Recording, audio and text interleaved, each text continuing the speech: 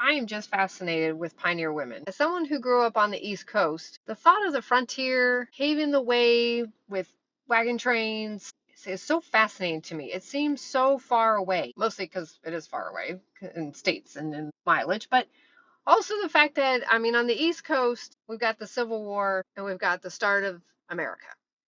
And on the West, we have, I coined the phrase, where the West was young, it was wild, and all these really brave people dropped everything, their homes, their possessions.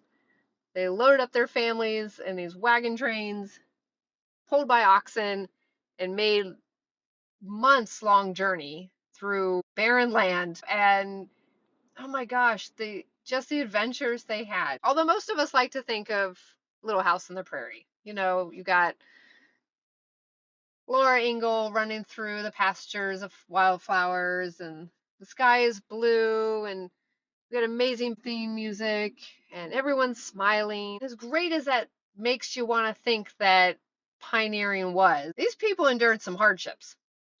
And they were really strong and very courageous people to get out there and brave what they did. Whether it was snow, it was their cattle dying. Come on. I grew up in the 90s. We all played Oregon Trail and we all died from dysentery at some point. But it was really extraordinary.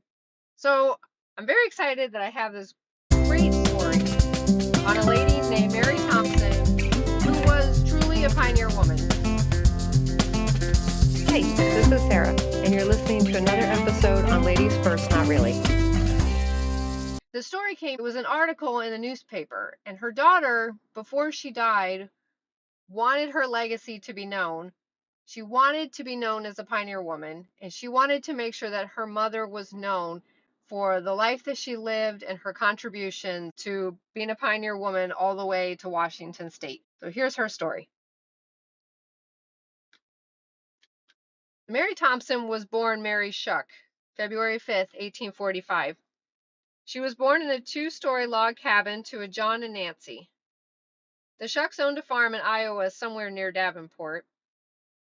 Mary recalled that at that time that was virgin territory. This would account that she did not have an exact location where the farm was in Iowa, probably because it was in the middle of nowhere. Around 1862, when she was 17, her father moved the family west and eventually settled in Nebraska. They traveled in a covered wagon in a wagon train consisting of 3 other families. She remembers the Indians and says they traveled through the prairies, but they did not disrupt them as they moved through. Mary remembered that Iowa was wild, but Nebraska was wilder. The family eventually found a place for their new farm. Where in Nebraska is not known, but they brought what they could on the wagon and had to completely start over in a new place and had neighbors who were spread out a good distance between, most likely miles. Shortly after settling, Mary met a blacksmith named Joseph Thompson. In 1863, when she was 18, they were married and began setting up their own home in the same area. The couple started their new life in the middle of the Civil War, and even though the fighting wasn't happening in the Midwest, the economic devastation and impacts were felt all the same. The states in the East were the predominant industrial producers, and that is where most of the destruction was occurring. That severely impacted the manufacturing of products and food availability, such as sugar. But the new couple did what they could to build their new life and grow the necessities. After getting married, Joseph decided to try farming. Personally, blacksmithing is cooler, but whatever, up to him.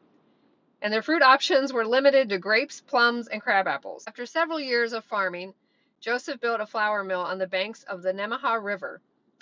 In 1874, Mary's family moved further west. Her husband wanted to explore Washington and Oregon as an option for a new settlement. So the family packed up all of their possessions and took the train to San Francisco. The train ride was a grueling 11 days with no sleeper car available, so they had to sleep on the main seats for almost 2 weeks.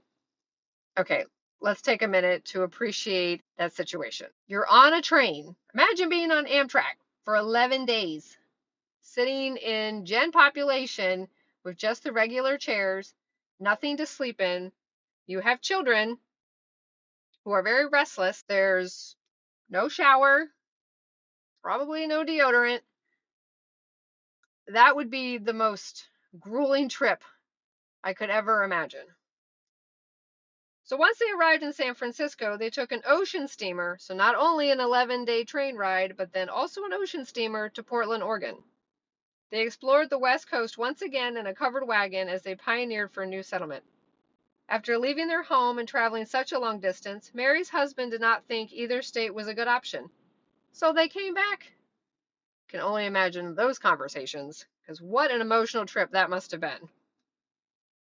So after arriving back in Nebraska and finding new land to settle, Mary's husband set up another flour mill on the Nemaha River, some 30 miles from where the first stood. They lived there until about 1900 when they moved again to Spokane, Washington. Her husband purchased a homestead, and they lived there until his death in 1922. Over their marriage, they had 6 children. And in 1932, the Spokansman Review published a story about Mary Thompson. She was 87 at the time of the interview and had lived through the Civil War and was now finishing her life during the Great Depression. Her outlook on things was so positive and encouraging. She was recorded as saying, "It amuses me to hear people talk of the Depression and hard times generally. We do not really know what hard times and depression are. We've become so accustomed to luxury that we cannot be reconciled to doing without many things not really essential to our physical well-being. It would seem to me that we have much to be grateful for in the way of comfortable housing, plenty of food and clothing, which added to many friends makes our lives especially ideal." The reporter of this article was so impressed by her that he included that he could not but be impressed with this kindly, optimistic spirit of the good lady. She made light of the many hardships of her life and seemed only to breathe a spirit of gratitude because of her many blessings and because things are as well with her as they are. What an amazing legacy she left. One for her daughter, who was really concerned about her getting the credit for her contributions to being a pioneer out west. But also at the end of the day, just being positive and thankful for what she had, not complaining about what she didn't have or the hardships. She just took it on the chin and just appreciated her life as it was. Now that's an awesome legacy.